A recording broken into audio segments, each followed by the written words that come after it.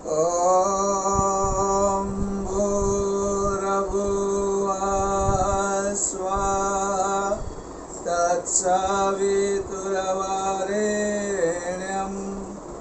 भर्गो देवस्य धीमहि धियो यो नः प्रचोदयात्। ॐ गुरुर्ब्रह्मा गुरुर्विष्णुः गुरुर्देवो महेश्वरः गुरुर्साक्षात् परब्रह्म तस्मै श्री गुरवे नमः।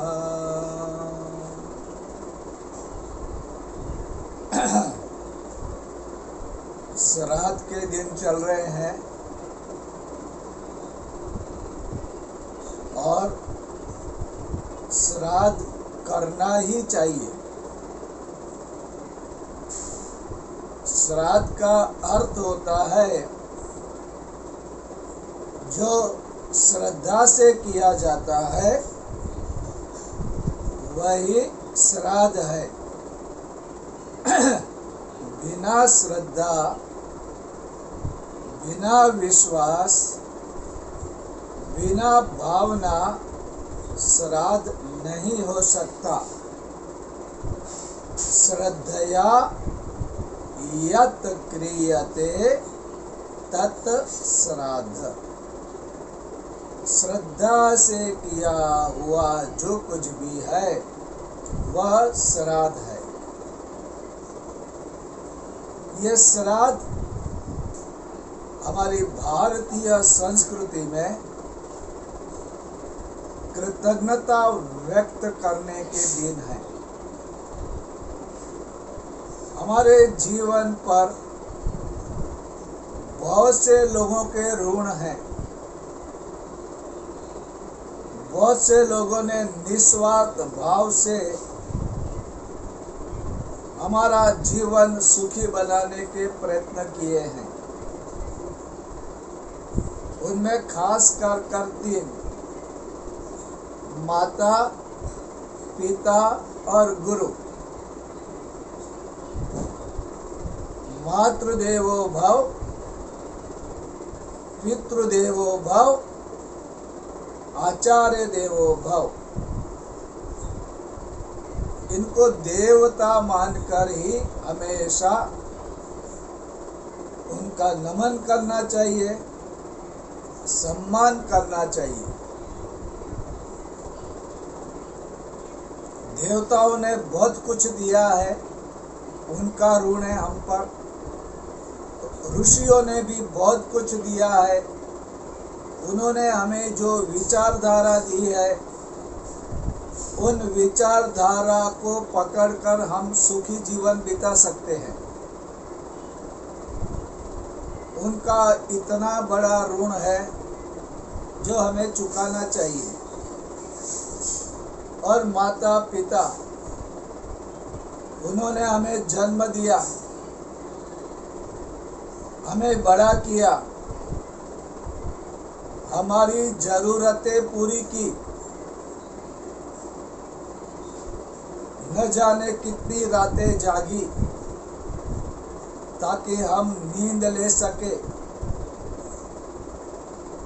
कितनी बातों को उन्होंने छोड़ दिया ताकि हमारा जीवन विकासशील बने। हमें खिलाने के लिए न जाने कितने दिन वे भूखे रहे। कभी कभी हमारे लिए उन्होंने अपमान सहन किया, न जाने कितनी मन्नतें मानी। वैसे माँ बाप को भूल जाना, कृतज्ञ हो जाना, यह बहुत गलत बात होती है। हमारे शास्त्रों में कहा गया है, ब्रह्मग्ने च शूरापे च चौरे भग्न वृते तथा निष्कृतिर्वेता लोके कृतघ्ने नास्ति निष्कृतिः, अर्थात ब्रह्म हत्या, सुरापान, चोरी और व्रत भंग ऐसे पातकों के लिए प्रायश्चित है, लेकिन कृतज्ञता, किए हुए उपकार को भूल जाने वाले पातक के लिए कोई प्रायश्चित नहीं है। महापातक कहलाता है और इस महापातक से बचने के लिए हमारे ऋषि परंपरा ने हमें श्राद्ध करने की प्रेरणा दी। जो माता पिता या दादा दादी शरीर छोड़ के चले गए, श्राद्ध के दिन उनको याद करना,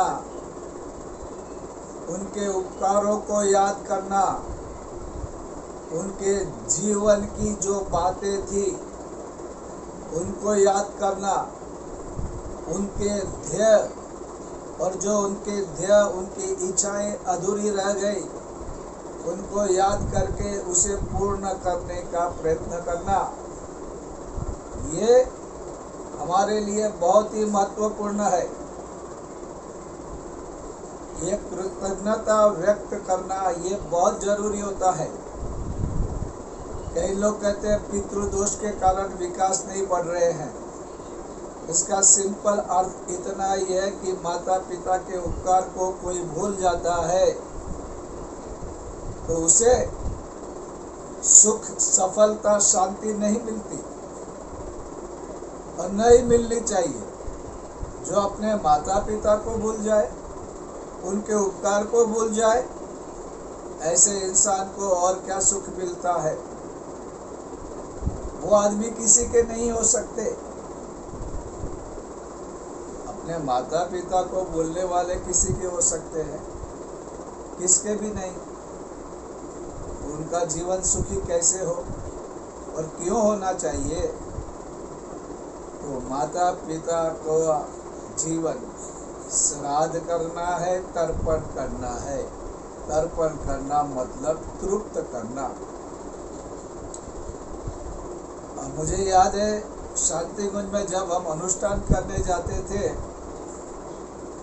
तो सबसे पहले श्राद्ध और तर्पण करना पड़ता था। माता पिता पितृओं को बिना खुश किए, बिना कृतज्ञता व्यक्त किए हम व्रत कैसे करेंगे और व्रत की सफलता का कोई गारंटी कैसा।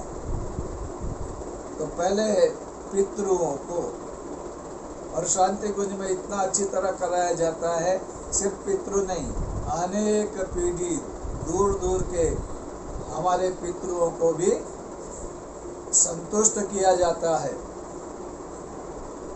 और हमारे दोनों पक्ष को प्रसन्न करने के लिए कर्मकांड होता है, साथ में वो भावमय वातावरण होता है कि उनको खुश करने के लिए उनके ध्येय, उनके टूटे हुए सपने, उनका पूरा करने का प्रयत्न हमें करना होता है। ऐसा कहते हैं कि जो संतान होता है, ये संतान ही जिनके माता पिता गुजर जाते हैं उनकी इच्छा पूरी करते हैं। सम्यक तनोति तनु विस्तरे, वो संतान है जो उनके ध्येय है, उनको जो पूरा करता है वो संतान है। हम लोग समझते हैं संतान यानी वो मर गए तो उनकी संपत्ति के हम मालिक बन जाएंगे, उनकी पहचान हमारे काम आएगी, उन्होंने जो घर बनाया है वो हमारा हो गया, वो संतान नहीं, संतान उनके ध्येय, उनकी आशाओं को पूरा करने का जो काम करता है, वह संतान सम्यक तनोति तनु विस्तरे, इस तरह उसका विस्तार करता है, वह संतान है। बस श्राद्ध के दिन हमें उनकी इच्छाएं, उनके सपने, उनका मन भावन भोजन, ये सब कुछ अर्पण करके, उन्हें तृप्त करके हमें कृतज्ञता का अभिव्यक्ति सुख देता है। आज पढ़े लिखे लोग बोलते हैं श्राद्ध यानी क्या, उसे क्या फर्क पड़ता है, हमारा दिया हुआ उन तक कहाँ पहुँचेगा, कैसे पहुँचेगा। और आजकल ब्राह्मण भी नहीं मिलते हैं, क्योंकि ब्राह्मण कर्मकांड वाले बहुत कम हो गए। जो मॉडर्न एरिया है, जो एजुकेटेड लोग जहाँ रहते हैं, वहाँ ब्राह्मण भी नहीं मिलते, अगर है भी तो वे कर्मकांड नहीं करवाते। इसलिए लोग कहते हैं हम तो क्या करते हैं, गरीबों को कुछ खिला देते हैं, बाकी और क्या कर सकते हैं। लेकिन श्राद्ध करना ही चाहिए। और इन सब दिक्कतों को देखते हुए शांति कुंज में हम नहीं जा सकते कोरोना के कारण, तो ऑनलाइन भी यह सुंदर कार्य होता है। फिर बहाना निकालना है वो अलग बात है, श्रद्धा नहीं बैठ रही है श्राद्ध पर, ऋषि परंपरा पे श्रद्धा नहीं बैठ रही है और नहीं कर रहे हैं, तो आगे क्या बोलना। श्राद्ध करना ही चाहिए। कुछ लोग बोलते हैं कैसे पहुंचेगा, अरे इंडिया में हम रुपया बैंक पे जमा करेंगे तो डॉलर बन के अमेरिका के बैंक में वो पैसे मिलते हैं। मोबाइल पे हम बात करते हैं, वायर नहीं है, फिर भी हमारी बात वहाँ पर सुनाई देती है। हमारे वस्त्र, उनका रंग, हमारा घर सब अमेरिका में भी दिखाई देता है, बीच में तो वायर भी नहीं। उसी तरह हम जो श्रद्धा पूर्वक ब्राह्मण को भाव पूर्वक खिलाते हैं, हो सकता है वो भी वहाँ पे कन्वर्ट हो जाए। पितृ एक योनि है, जो मनुष्य जन्म लेने से पहले मृत्यु बीच में ये योनि होती है, जो मनुष्य योनि से श्रेष्ठ होती है, देवताओं से जितनी शक्तिशाली नहीं होती है, लेकिन वो कल्याणकारी होती है, वो अपने लोगों को कल्याण करती है, इसलिए उनके मन भावन भोजन वगैरह देते हैं। हो सकता है कि उस आत्मा ने दूसरा मनुष्य जन्म ले लिया तो भी फर्क नहीं पड़ता, क्योंकि वह उसको कन्वर्ट होकर मिल जाता है। ऐसी कुदरत की और मंत्र शक्ति की साबिती है। मंत्र शक्ति पर जिनको भरोसा है, उनको पता है कि ये उनको कैसे भी करके, कई लोग तो ऐसा भी कहते हैं अचानक कभी कभी हमको आनंद मिलता है, तो समझने का कि हमारे पहले के संतानों ने याद किया है या हमारे लिए कुछ अच्छा किया है। तो जो भी हम लोग, क्योंकि ये जो भौतिक दुनिया का काम नहीं, ये अध्यात्म भाव और श्रद्धा से जुड़ा हुआ है।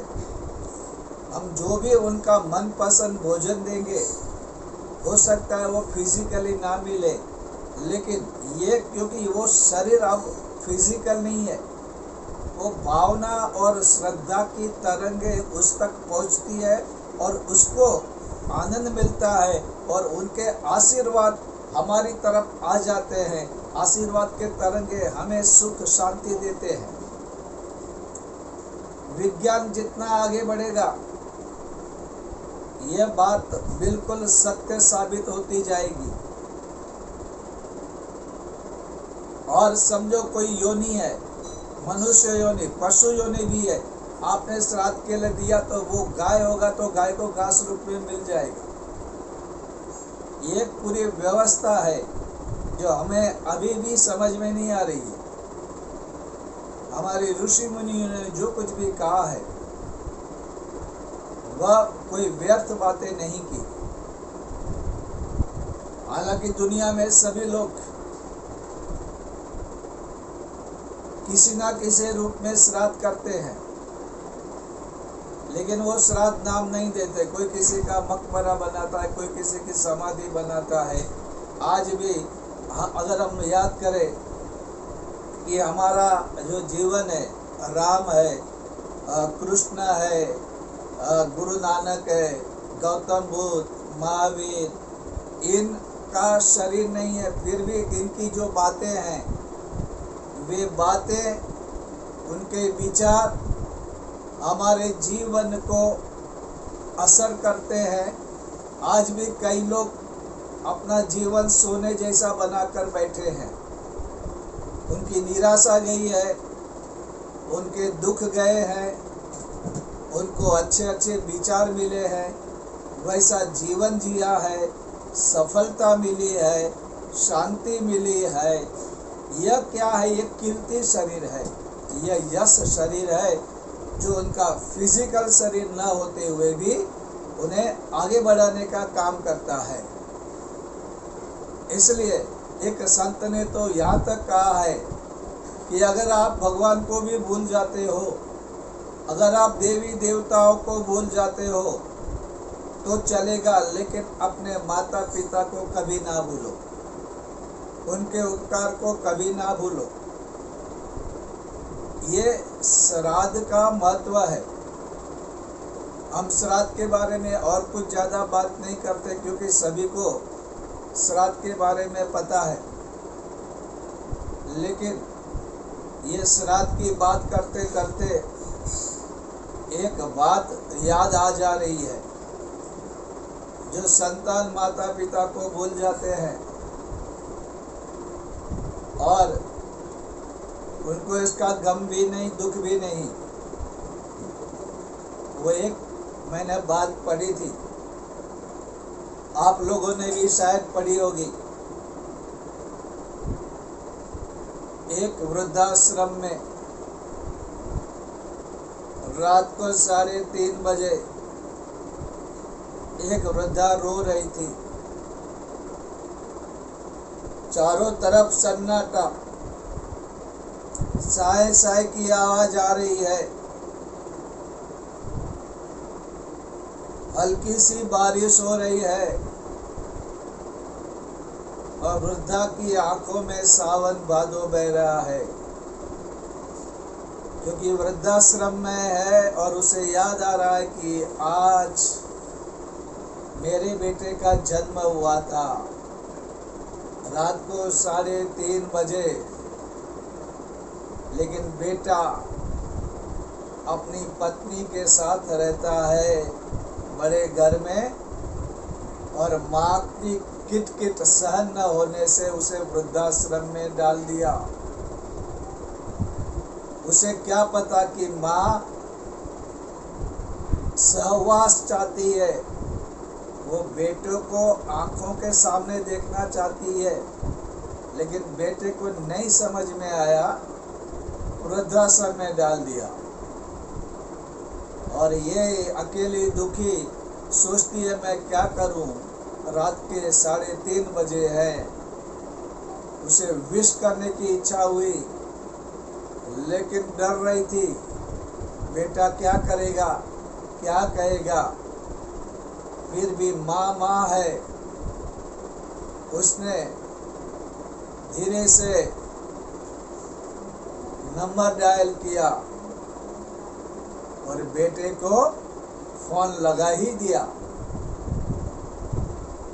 बेटे ने उठाया, बोलते माँ क्या है रात को। बोला बेटे आज तेरा, अरे माँ तू कमाल करती है, हम लोग 12 बजे केक काटा, अभी सो रहे हैं, तो नींद खराब कर रही है, तुझे समझ में नहीं आ रहा है। सचमुच में तू बुढ़ी हुई, तेरा दिमाग भी काम करना छोड़ दिया है। ये क्या टाइम है रात को फोन करने का, नींद खराब करने का। तेरे जैसे हम बेकार नहीं बैठे हैं, हमें काम पर जाना पड़ता है, हमको नींद चाहिए। रख दे फोन, कल सुबह देखेंगे। माँ बोली बेटा सुन ले, सुबह की बात कर रहा है, नींद खराब की बात कर रहा है। तेरा जिस दिन जन्म हुआ था, रात को 9 बजे से मेरे पेट में दर्द होना शुरू किया था। इतना दर्द था, अस्पताल में एडमिट किया। 3:30 बजे तक ये दर्द रहा, दर्द बढ़ता गया और 3:30 बजे तेरा जन्म हुआ और मैं खुशी से पागल हो गई। और 3:30 के बाद मैं फिर भी न सो पाई, क्योंकि तेरे आने की खुशी इतनी ज्यादा थी कि मैं जागती रही। उन पलों को मैं सेलिब्रेट करती रही कि मेरा बच्चा, मेरा राजा, मेरा दुलारा इस दुनिया में आया है, बड़ा बन के मेरी सेवा करेगा, मेरी उंगली पकड़ेगा, चलाएगा। मेरे सारे दुख तिरोहित हो गए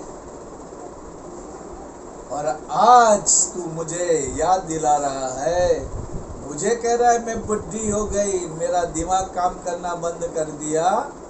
सचमुच में मेरा दिमाग काम करना बंद कर दिया है, वरना मुझे क्या पता कि मेरी संतान न मेरे हृदय को समझ पाएगी, न भावना को समझ पाएगी और मुझे घर से निकाल कर चैन से सो पाएगी। और वो ऐसा कहकर रोने लगी और फोन बंद कर दिया। ये आज की कहानी है। बहुत सारे ऐसे बेटे हैं, अगर आप वृद्धाश्रम देखेंगे, हम लोग गायत्री परिवार वाले वहाँ पे जाते हैं कभी कभी, उनके दुख देखो, उनकी परेशानी देखो।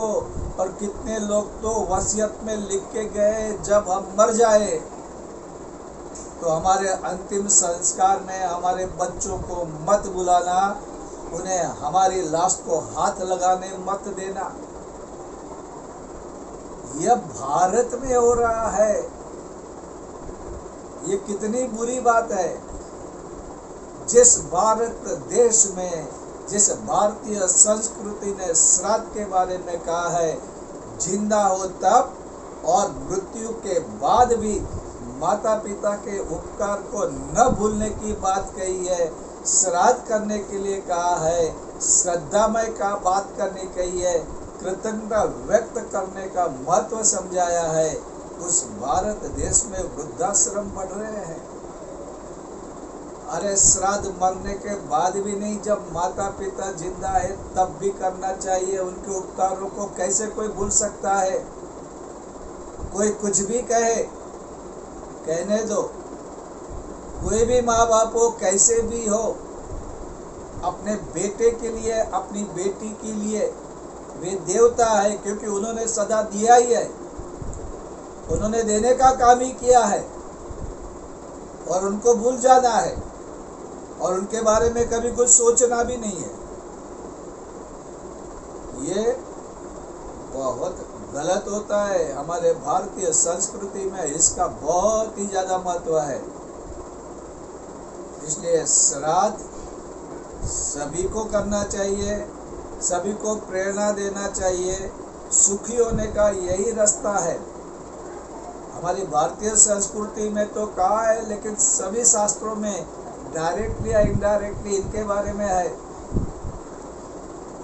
बाइबल में भी कहा है कि कृतज्ञता जो व्यक्त नहीं करेंगे उसके पास नहीं है, और उसके पास और भी कम हो जाएगा। जो नहीं है, गरीब है, उनको और गरीबी आएगी, और जो श्रीमंत है और श्राद्ध कृतज्ञता, उन्होंने श्राद्ध का प्रयोग नहीं किया, उन्होंने कहा है कृतज्ञता, ग्रेटिट्यूड। ग्रेटिट्यूड एक्सप्रेस कोई नहीं करेगा वो बर्बाद हो जाएगा, वो ग्रेटिट्यूड एक्सप्रेस करेगा वो आबाद हो जाएगा। हर चीज में किया हुआ उपकार नहीं भूलना है, और जितनी भी व्यवस्था हो उस व्यवस्था को देखकर हमें जरूर ये करना चाहिए। परम पूज्य के साहित्य में आपको श्राद्ध के बारे में बहुत कुछ मिलता है। शांति कुंज से ऑनलाइन श्राद्ध तर्पण होता है, उसका भी आप लाभ ले सकते हैं। परम पूज्य गुरुदेव की कृपा बरस रही है, और श्राद्ध में परम पूज्य गुरुदेव और वंदनीय माता जी को भी ना भूलना, क्योंकि उनकी विचारधारा ने, उनकी भावना ने हमारा जीवन सोने जैसा बना दिया है। हर एक शिष्य जानता है कि परम पूज्य गुरुदेव ने उनके लिए क्या किया है। उनका भी श्राद्ध, उनका भी तर्पण हमें करना चाहिए। ये हमारे लिए लाभदायी है, हमें अंदर की प्रसन्नता मिलेगी। आज के लिए बस इतना ही।